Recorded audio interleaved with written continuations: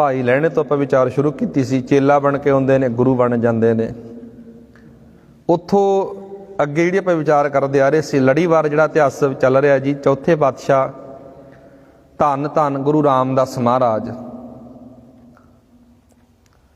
तीसरे महाराज की एक पौड़ी होंदी है जी, महाराज कहते जे को सिख गुरु सेती सन्मुख होवे। सन्मुख होने का अर्थ की हुंदा जी? गुरु नूं समर्पित हो जाना।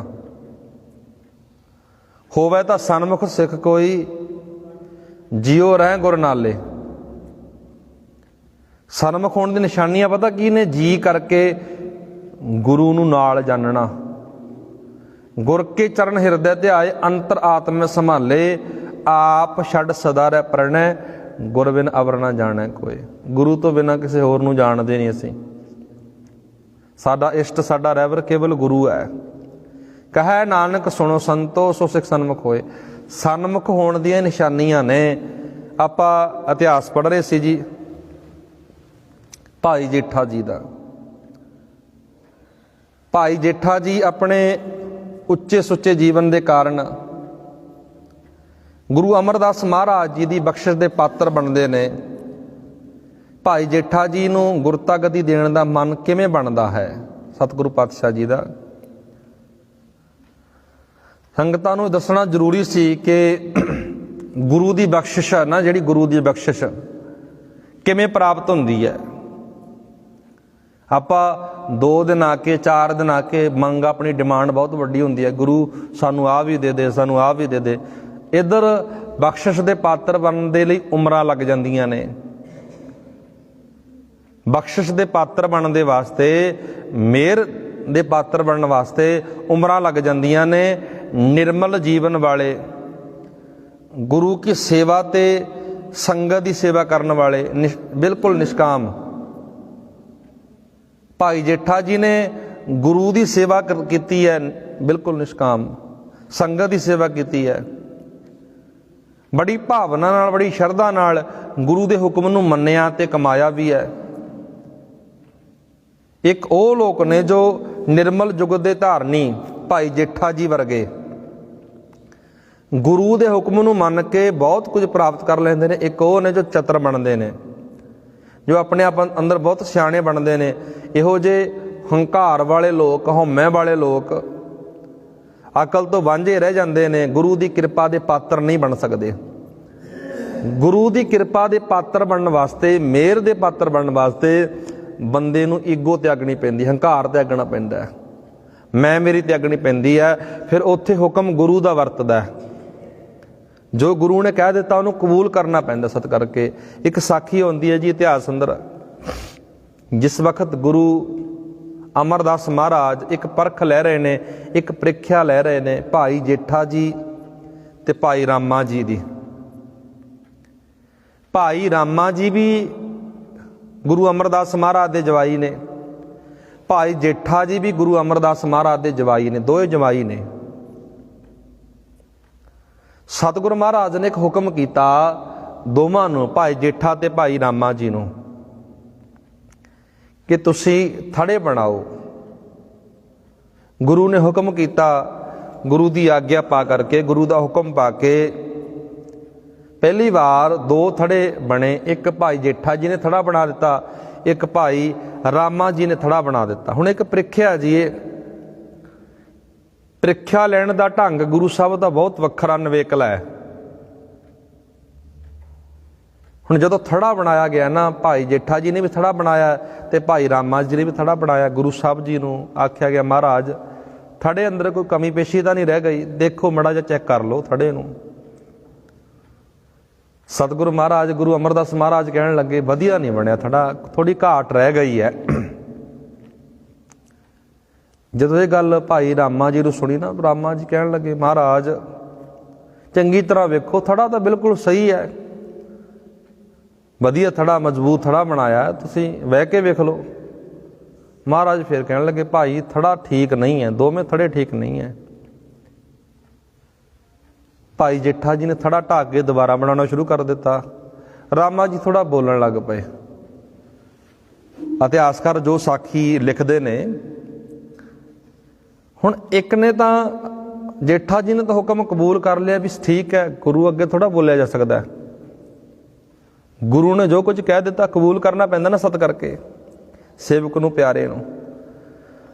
ਹੁਣ ਭਾਈ ਰਾਮਾ ਜੀ ਦਾ ਜਿਹੜਾ, ਜਦੋਂ ਮਹਾਰਾਜ ਨੇ ਇਹ ਗੱਲ ਕਹੀ ਨਾ ਵੀ ਥੜਾ ਵਧੀਆ ਨਹੀਂ, ਭਾਈ ਰਾਮਾ ਜੀ ਦਾ ਦਿਲ ਜਾ ਟੁੱਟ ਗਿਆ ਵੀ ਇਹ ਗੱਲ ਕੀ ਕਹਿ ਦਿੱਤੀ। ਕਿੰਨੀ ਸਾਰਾ ਦਿਨ ਲੱਗ ਗਿਆ ਥੜਾ ਬਣਾਉਂਦੇ ਬਣਾਉਂਦੇ, ਕਿੰਨੀ ਮਿਹਨਤ ਲੱਗੀ ਹੈ, ਕਿੰਨੀ ਮੁਸ਼ੱਕਤ ਕੀਤੀ ਹੈ। ਫਿਰ ਮਹਾਰਾਜ ਨੇ ਇੱਕੋ ਵਾਰ ਕਹਿ ਦਿੱਤਾ ਵੀ ਥੜਾ ਸਹੀ ਨਹੀਂ ਹੈ। ਭਾਈ ਜੇਠਾ ਜੀ ਨੂੰ ਹੁਕਮ ਸੁਣਦਾ, ਭਾਈ ਜੇਠਾ ਜੀ ਨੇ ਢਾਹ ਕੇ ਦੁਬਾਰਾ ਬਣਾਉਣਾ ਸ਼ੁਰੂ ਕਰ ਦਿੱਤਾ। ਦੂਜਾ ਦਿਨ ਫੇਰ ਚੜ੍ਹਦਾ, ਦੋਵਾਂ ਨੇ ਫੇਰ ਦੂਸਰੇ ਦਿਨ ਇਤਿਹਾਸਕਾਰ ਲਿਖਦੇ ਨੇ ਵੀ ਥੜੇ ਫੇਰ ਬਣਾ ਦਿੱਤੇ ਦੋ। ਗੁਰੂ ਅਮਰਦਾਸ ਮਹਾਰਾਜ ਵਡੇਰੀ ਉਮਰ ਦੇ ਨੇ, ਥੋੜਾ ਮਹਾਰਾਜ ਥੜਿਆਂ ਦੀ ਨਿਰਖ ਕਰਨ ਵਾਸਤੇ, ਪਰਖ ਕਰਨ ਵਾਸਤੇ ਦੁਬਾਰਾ ਫਿਰ ਆਉਂਦੇ ਨੇ। ਪਾਤਸ਼ਾਹ ਜੀ ਨੂੰ ਕਹਿਣ ਲੱਗੇ, ਭਾਈ ਰਾਮਾ ਜੀ, ਭਾਈ ਜੇਠਾ ਜੀ, ਮਹਾਰਾਜ ਥੜੇ ਤਿਆਰ ਕੀਤੇ ਗਏ ਨੇ, ਇੱਕ ਵਾਰ ਫੇਰ ਵੇਖ ਲਿਓ, ਥੜੇ ਅੰਦਰ ਕੋਈ ਘਾਟ ਤਾਂ ਨਹੀਂ ਰਹਿ ਗਈ। ਦੁਬਾਰਾ ਫੇਰ ਇਤਿਹਾਸਕਾਰ ਲਿਖਦੇ ਨੇ, ਮਹਾਰਾਜ ਕਹਿਣ ਲੱਗੇ, ਭਾਈ ਅੱਜ ਵੀ ਥੜੇ ਅੰਦਰ ਕਮੀ ਹੈ, ਥੜਾ ਵਧੀਆ ਨਹੀਂ ਬਣਿਆ। ਦੂਸਰੀ ਵਾਰ ਜਦੋਂ ਇਹ ਗੱਲ ਆਖੀ ਨਾ, ਭਾਈ ਰਾਮਾ ਜੀ ਥੋੜਾ ਉੱਚੀ ਉੱਚੀ ਬੋਲਣ ਲੱਗ ਪਏ, ਮਹਾਰਾਜ ਤੁਹਾਡੀ ਉਮਰ ਵਡੇਰੀ ਹੋ ਰਹੀ ਹੈ, ਤੁਸੀਂ ਚੰਗੀ ਤਰ੍ਹਾਂ ਖਿਆਲ ਕਰੋ, ਚੰਗੀ ਤਰ੍ਹਾਂ ਵੇਖੋ, ਕਿੰਨੀ ਮਿਹਨਤ ਕਰਕੇ, ਕਿੰਨੀ ਮੁਸ਼ੱਕਤ ਕਰਕੇ ਥੜਾ ਤਿਆਰ ਕੀਤਾ, ਤੁਸੀਂ ਇੱਕ ਵਾਰ ਕਹਿ ਦਿੰਦੇ ਹੋ ਵੀ ਥੜਾ ਠੀਕ ਨਹੀਂ ਹੈ। ਹੁਣ ਦੋ ਵਾਰ ਭਾਈ ਰਾਮਾ ਬੋਲ ਰਿਹਾ, ਜਵਾਈ ਆ ਉਹ ਵੀ ਨਾ।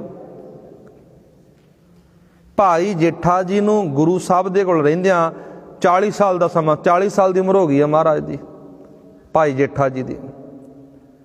ਭਾਈ ਜੇਠਾ ਜੀ ਨੇ ਫਿਰ ਉਹ ਥੜਾ ਢਾਹ ਕੇ ਦੁਬਾਰਾ ਬਣਾਉਣਾ ਸ਼ੁਰੂ ਕਰ ਦਿੱਤਾ। ਤੀਸਰਾ ਦਿਨ ਚੜ੍ਹਦਾ ਹੈ, ਤੀਸਰਾ ਦਿਨ ਚੜ੍ਹਿਆ, ਭਾਈ ਰਾਮਾ ਜੀ ਤੇ ਭਾਈ ਜੇਠਾ ਜੀ ਨੇ ਥੜਾ ਫਿਰ ਬਣਾ ਦਿੱਤਾ।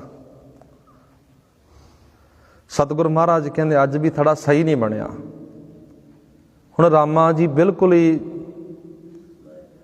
ਇਸ ਗੱਲ ਨੂੰ ਸੁਣ ਕੇ ਨਾ, ਜਦੋਂ ਇਹ ਗੱਲ ਕਹੀ ਵੀ ਥੜਾ ਸਹੀ ਨਹੀਂ ਬਣਿਆ, ਚੁੱਪ ਹੋ ਗਏ, ਉੱਚੀ ਉੱਚੀ ਰੌਲਾ ਵੀ ਪਾਉਣ ਲੱਗ ਪਏ। ਚੁੱਪ ਹੋਏ ਇੱਕਦਮ, ਫਿਰ ਦੁਬਾਰਾ ਫਿਰ ਬੋਲਣ ਲੱਗ ਪਏ, ਮਹਾਰਾਜ ਕਿੱਡਾ ਸ਼ਾਨਦਾਰ ਥੜਾ ਬਣਾਇਆ ਹੈ, ਲੋਕੀ ਸਿਫਤਾਂ ਕਰਦੇ ਨਹੀਂ ਥੱਕਦੇ, ਤੁਸੀਂ ਇੱਕ ਵਾਰੀ ਕਹਿ ਦਿੱਤਾ ਥੜਾ ਸਹੀ ਨਹੀਂ ਬਣਿਆ ਹੈਗਾ। ਕਿੰਨਾ ਸੋਹਣਾ, ਕਿੰਨੇ ਢੰਗ ਨਾਲ, ਕਿੱਡੇ ਤਰੀਕੇ ਨਾਲ ਇਹ ਥੜਾ ਤਿਆਰ ਕੀਤਾ, ਮਹਾਰਾਜ ਤੁਸੀਂ ਇੱਕ ਵਾਰ ਕਹਿ ਕੇ ਤੁਸੀਂ ਕਹਿ ਦਿੱਤਾ ਵੀ ਥੜਾ ਵਧੀਆ ਨਹੀਂ ਬਣਿਆ। ਹੁਣ ਅੱਗੇ ਰਾਮਾ ਜੀ ਇਹ ਗੱਲ ਕਹਿ ਰਹੇ ਨੇ, ਭਾਈ ਜੇਠਾ ਜੀ ਨੇ ਇੱਕ ਬੇਨਤੀ ਕੀਤੀ, ਮਹਾਰਾਜ ਗੁਰੂ ਜੀ ਅੱਗੇ ਬੇਨਤੀ ਕੀਤੀ, ਆਖਣ ਲੱਗੇ, ਸਤਿਗੁਰੂ ਜੀ ਮੇਰੀ ਮੱਤ ਬਹੁਤ ਥੋੜ੍ਹੀ ਹੈ, ਨਿਮਰਤਾ ਦੀ ਮੂਰਤ, ਸੱਚ ਦੀ ਮੂਰਤ। ਭਾਈ ਜੇਠਾ ਜੀ ਕਹਿਣ ਲੱਗੇ, ਮੇਰੀ ਮੱਤ ਬਹੁਤ ਥੋੜ੍ਹੀ ਹੈ, ਤੁਹਾਡੀ ਗੱਲ ਪੂਰੀ ਤਰ੍ਹਾਂ ਮੈਨੂੰ ਸਮਝ ਨਹੀਂ ਆ ਰਹੀ, ਕਿਸ ਤਰ੍ਹਾਂ ਦਾ ਤੁਸੀਂ ਥੜਾ ਚਾਹੁੰਦੇ ਹੋ, ਜਿਸ ਤਰ੍ਹਾਂ ਤੁਸੀਂ ਥੜਾ ਚਾਹੁੰਦੇ ਹੋ ਮੇਰੇ ਤੋਂ ਬਣ ਨਹੀਂ ਰਿਹਾ, ਮੇਰੇ ਤੇ ਕਿਰਪਾ ਕਰ ਦਿਓ। ਪਿਛਲੀ ਵਾਰ ਜੋ 2 ਵਾਰ ਮੈਂ ਥੜੇ ਬਣਾ ਦਿੱਤੇ, ਮੇਰੇ ਤੋਂ ਗਲਤੀ ਰਹਿ ਗਈ, ਕੋਈ ਗੱਲ ਨਹੀਂ, ਮੈਨੂੰ ਮਾਫ ਕਰ ਦਿਓ।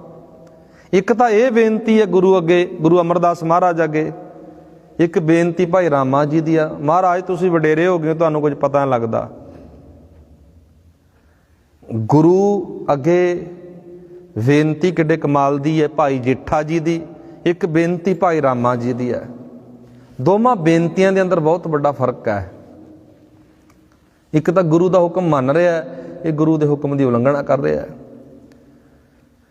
ਪਾਤਸ਼ਾਹ ਜੀ ਨੂੰ ਕਹਿਣ ਲੱਗੇ, ਮਹਾਰਾਜ ਮੇਰੇ ਕੋਲ ਕੋਈ ਕਮੀ ਰਹਿ ਗਈ, ਕੋਈ ਗਲਤੀ ਰਹਿ ਗਈ, ਤੁਸੀਂ, ਮੇਰੀ ਮੱਤ ਬਹੁਤ ਥੋੜ੍ਹੀ ਹੈ, ਤੁਸੀਂ ਮੈਨੂੰ ਸਮਝਾ ਦਿਓ, ਜਿਸ ਤਰ੍ਹਾਂ ਦਾ ਤੁਸੀਂ ਥੜਾ ਚਾਹੁੰਦੇ ਹੋ ਨਾ, ਉਸ ਤਰ੍ਹਾਂ ਦਾ ਥੜਾ ਮੈਂ ਬਣਾ ਦੇਵਾਂਗਾ। ਇੱਧਰੋਂ ਇੰਨਾ ਸੁਣਨਾ ਹੀ ਸੀ ਕਿ ਭਾਈ ਰਾਮਾ ਜੀ ਗੁੱਸੇ ਵਿੱਚ ਆਉਂਦੇ ਨੇ।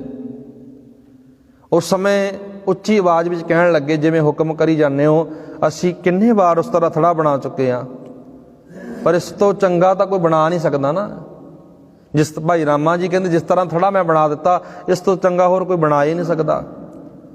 ਜਿਵੇਂ ਕਹਿ ਦਿੰਦੇ ਹੋ ਅਸੀਂ ਉਵੇਂ ਬਣਾ ਦਿੱਤਾ, ਆਪ ਤੁਸੀਂ ਭੁੱਲ ਜਾਂਦੇ ਹੋ, ਸਾਡੇ ਵਿੱਚ ਕਮੀਆਂ ਕੱਢਣ ਲੱਗ ਜਾਂਦੇ ਹੋ। ਇਹ ਰਾਮਾ ਜੀ ਕਹਿ ਰਹੇ ਨੇ, ਜੇਠਾ ਜੀ ਇੱਕੋ ਬੇਨਤੀ ਕਰ ਰਹੇ ਨੇ, ਮਹਾਰਾਜ ਮੇਰੀ ਮੱਤ ਬਹੁਤ ਥੋੜ੍ਹੀ ਹੈ, ਗਲਤੀਆਂ ਹੋ ਜਾਂਦੀਆਂ ਨੇ, ਕਮੀਆਂ ਰਹਿ ਜਾਂਦੀਆਂ ਨੇ, ਤੁਸੀਂ ਦੱਸ ਦਿਓ ਕਿਵੇਂ ਥੜਾ ਤਿਆਰ ਕਰਨਾ। ਇਹ ਭਾਈ ਜੇਠਾ ਜੀ ਦੀ ਬੇਨਤੀ ਹੈ। ਸਤਿਗੁਰ ਮਹਾਰਾਜ ਇਸ ਬੇਨਤੀ ਨੂੰ ਸੁਣ ਕੇ ਨਾ, ਕਿਉਂਕਿ ਪ੍ਰੀਖਿਆ ਤਾਂ ਪਹਿਲਾਂ ਹੀ ਬਹੁਤ ਲਈਆਂ ਨੇ ਭਾਈ ਜੇਠਾ ਜੀ ਦੀਆਂ, ਆਪਣੀ ਧੀ ਦਾ ਰਿਸ਼ਤਾ ਵੀ ਕੀਤਾ ਹੈ। ਇਹ ਬੇਨਤੀ ਸੁਣ ਕੇ ਗੁਰੂ ਅਮਰਦਾਸ ਮਹਾਰਾਜ ਬੜਾ ਪ੍ਰਸੰਨ ਹੋਏ, ਕਹਿਣ ਲੱਗੇ, ਭਾਈ ਜੇਠਿਆ, ਤੇਰੀ ਸੇਵਾ ਤੋਂ ਮੈਂ ਬਹੁਤ ਖੁਸ਼ ਹਾਂ। ਤੇਰੀ ਸੇਵਾ ਨੂੰ ਵੇਖ ਕੇ, ਤੇਰੀ ਸਮਰਪਿਤ ਭਾਵਨਾ ਨੂੰ ਵੇਖ ਕੇ ਮੇਰੇ ਅੰਦਰ ਬਹੁਤ ਖੁਸ਼ੀ ਹੈ। ਮਹਾਰਾਜ ਨੇ ਦੀਵਾਨ ਸਜਾਇਆ, ਮਹਾਰਾਜ ਨੇ ਦੀਵਾਨ ਸਜਾਇਆ ਸਾਰੀ ਸੰਗਤ ਦੇ ਸਾਹਮਣੇ। ਭਾਈ ਜੇਠਾ ਜੀ ਨੂੰ ਗੁਰਤਾ ਗੱਦੀ ਤੇ ਬਿਠਾ ਦਿੱਤਾ। ਕੱਲ ਆਪਾਂ ਗੁਰਤਾ ਗੱਦੀ ਦੀ ਗੱਲ ਕਰ ਰਹੇ ਸੀ ਨਾ, ਚੌਥੀ ਪਾਤਸ਼ਾਹੀ ਬਾਰੇ। ਭਾਈ ਜੇਠਾ ਜੀ ਨੂੰ ਗੁਰਤਾ ਗੱਦੀ ਤੇ ਬਿਠਾ ਦਿੱਤਾ। 40 ਸਾਲ ਦੀ ਉਮਰ ਹੋ ਚੁੱਕੀ ਹੈ।